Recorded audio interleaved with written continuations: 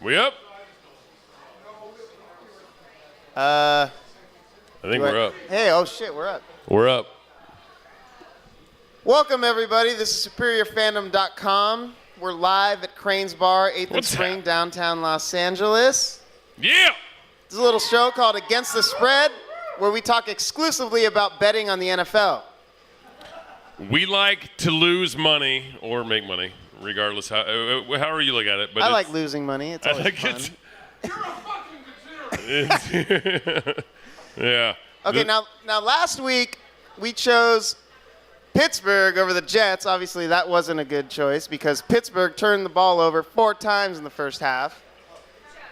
You've got a Ben Roethlisberger coming off 12 touchdowns and then shit the bed against the Jets. That's kind of amazing. Yeah, that he didn't handle shit. But we did get Kansas City against who's playing tonight? Buffalo. KC beat Buffalo last week. We got that game, and now KC this Sunday is playing Seattle. That game is phenomenal. It's you've got the two biggest 12th man, if you were. Seattle's going into a situation where they are going against the second loudest stadium in the NFL. Perhaps the loudest. Yeah, well, it depends on the week, right? KC set a record. They're in the Guinness Book. Yeah. I think back in fucking 2012, whatever. And then Seattle took it over. So the 12th man is on KC's side at this point. I honestly think.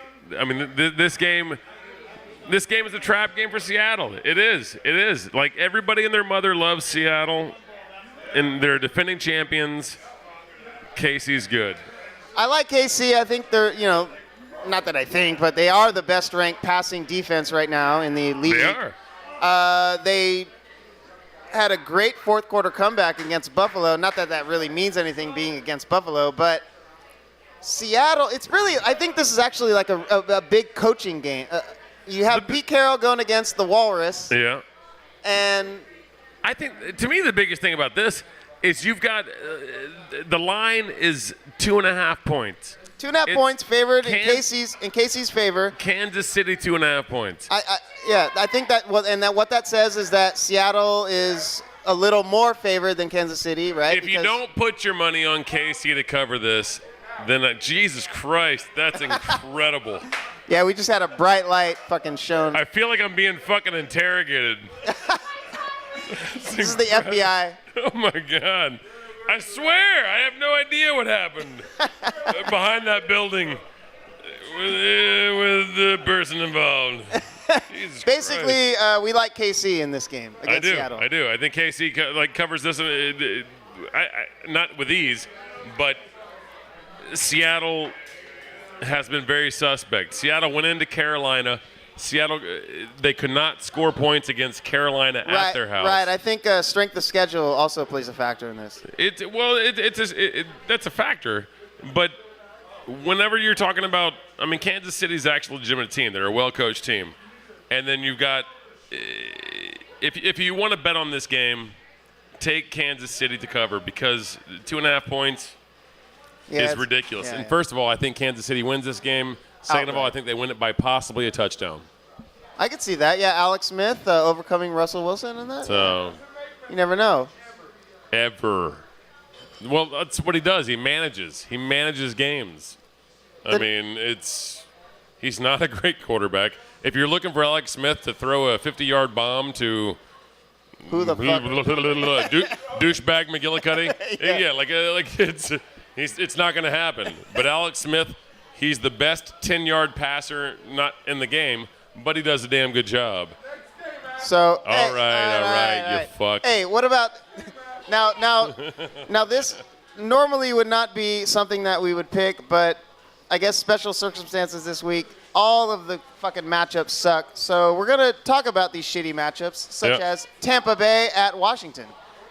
Tampa Bay, Washington. It's 7.5 points. This line keeps moving up and down. Yeah, it keeps moving, and it appears that it's moving in Tampa Bay's favor. Well, of course. Everyone's taking Washington. Everyone's taking Washington, and Tampa Bay. Now, Washington's favored by 7.5 points. Yeah. Well, no. Go, please.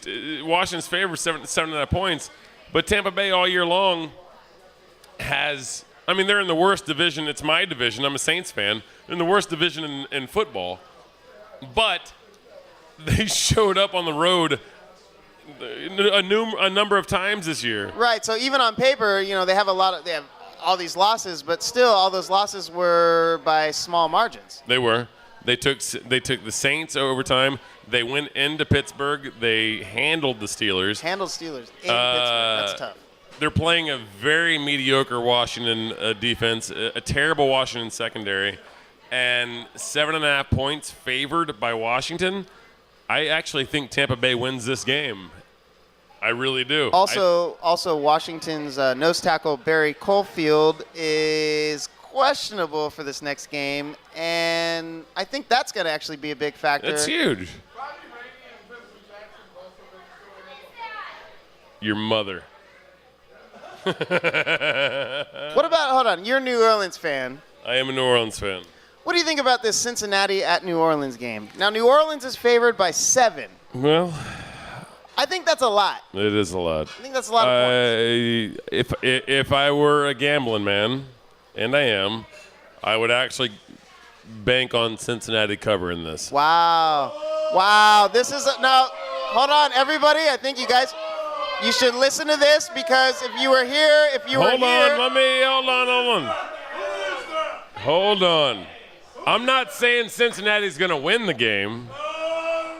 I'm saying Cincinnati might cover. Yeah, because 7 points is a lot. 7 points is a lot, and the Saints, like it or not, as a Saints fan, we have not had the most prolific offense this year as we've had in the past. So it's Drew Brees is still throwing touchdowns. He's still throwing yards, but he's still throwing a lot of INTs right now, and Cincinnati is kind of a product of their division. They are a very good team, and they're still a good team. Yeah, they've come on some hard losses.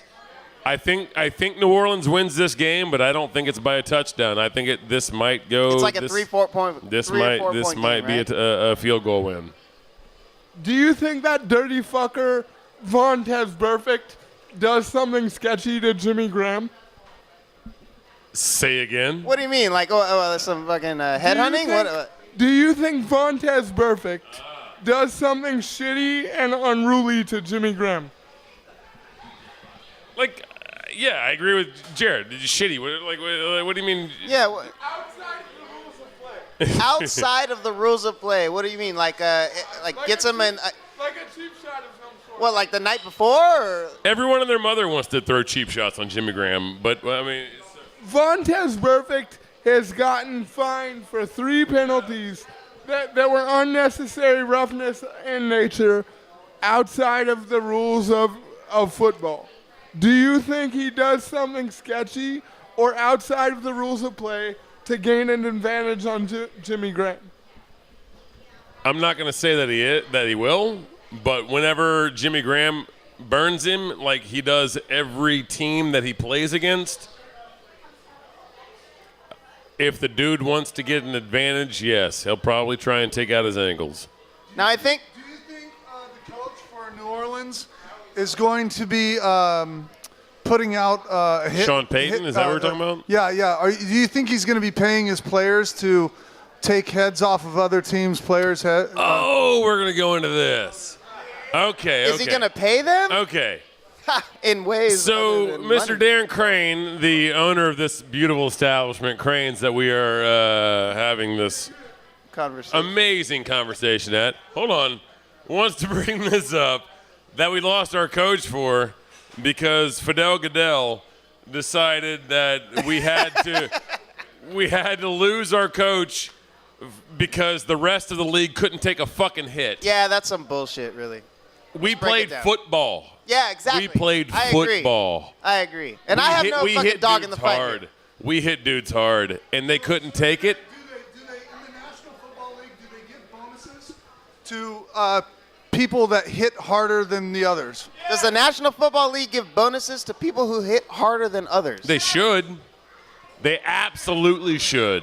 So If you're telling me that of all the shit that's happened this year with domestic violence and dudes beating up their fucking 4-month-olds, and I'm cozy. I'm cozy. People beating up their kids, knocking their wives out in elevators, beating their wives. Come on. Yeah, and but it's not okay to go fucking knock Saints, someone out. We lose our in the middle of the coach game. for an entire year because we were playing football too hard. Is that are you not understanding my point? I think it was an extracurricular. No, we were playing football too hard. It was an extracurricular payment that was outside of the NFL league rules. There was incentives, but we were what it comes down to. We were playing football too hard. So none of our guys beat the. Hold on, don't give him the mic. None of our guys beat their wives. So is that none of our guys? Is that why the Saints aren't doing so well this year? None of our guys kicked the shit out of their 4-year-olds or threw shoes at their 4-month-olds. None of that shit happened. We were playing football too hard. We were too passionate about football. Would you take Adrian Peterson on your team right now? Absolutely not. Absolutely not. That dude took a 4-year-old. That dude took a 4-year-old and essentially beat him to a pulp with a fucking switch. I'm from the South. I know what a switch is. All right? You pull it off from a tree and you beat a kid. The kid had cuts on his scrotum. No, that motherfucker should never play in the NFL ever again. Would you take Ray Rice on your team even though he punched a chick when she was totally out of line for saying what she did? I don't know what's happening right now. I don't know what's happening right now. I thought we were talking about betting. I know. I don't know what's happening right now. I'm being heckled. Now back to actually Adrian Peterson. What do the outside activities, whether they're domestic or not, what do they have to do with playing the game? Wait, Adrian Peterson? Is that what you're saying? Let's talk about it. Yeah, let's go back to Adrian Peterson. Well, Adrian Peterson does not belong in the NFL, dude. He doesn't. Anybody who beats the shit out of a 4-year-old should not be in the NFL. I don't care how good you are. I don't care what your accolades are. I don't care what it is that you've done in your past or the guy took a 4-year-old kid. The guy took exactly. Pick on someone your own size. The guy took. Either way, hey everybody, I think we should listen to this man because he's a New Orleans fan, and even he says take Cincy on the spread. Cincy on the spread. That's all we have for you tonight. Gypsy has to say Patriots. Tip Gypsy, goddammit. All right, guys. We're superior fandom. Thank you very much. Thanks for listening. As if you had a choice.